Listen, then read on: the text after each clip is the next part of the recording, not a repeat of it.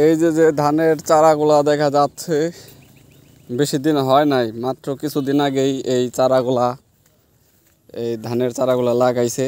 বন্যা পানি আসে না সেই জন্য, কিন্তু পানি এখন চলে আসছে। তাদের আর কিছুদিন দেখা দরকার ছিল। দেখেন সম্পূর্ণ চকেই এই ধানের চারাগুলা বনে দিছে, আর অমনি বন্যার পানিগুলা চলে আসছে। এখন যতটুক ধারণা করা যাইতেছে এই সবগুলা দু একদিনের মধ্যেই হয়তো ডুইবা যাইতে পারে। যদি ডুইবা যায় তাহলে কত ক্ষতি হবে এই চারাগুলার জন্য। এইগুলা তো তারা যখন বুনেছিল তখন বন্যার কোনো সম্ভাবনাই ছিল না, কিন্তু তারপরেও অনেকেই বলতো যে ভাদ্র মাসে বন্যা হয়, কিন্তু কখনো দেখছিলাম না যে ভাদ্র মাসে বন্যা হয়।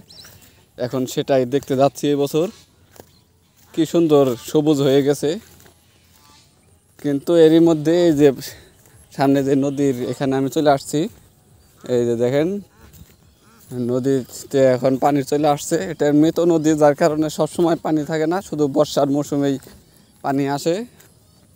এই যে আশেপাশে পানি আসতেছে, যে এখন যদি এই ক্ষেতগুলা ডুবা যায়, এই যে দেখেন সম্পূর্ণ চকে তারা ধানের চারা লাগাই দিছে।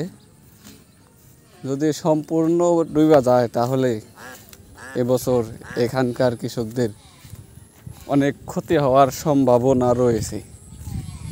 এমনকি মনে হচ্ছে ক্ষতির হয়ে যাবে, কারণ বন্যার পানি অলরেডি ঢুকে পড়ছে। যেগুলো বন্যার পানি, বৃষ্টির পানি নেই। এবছর বৃষ্টি কম থাকায়, বন্যার সম্ভাবনা না থাকায় তারা ভাবছিল যে বন্যা হবে না, তাই যেগুলা লাগাইছিল। কিন্তু এই যে দেখেন বন্যার পানি চলে আসছে, আরও পানি আসতেছে।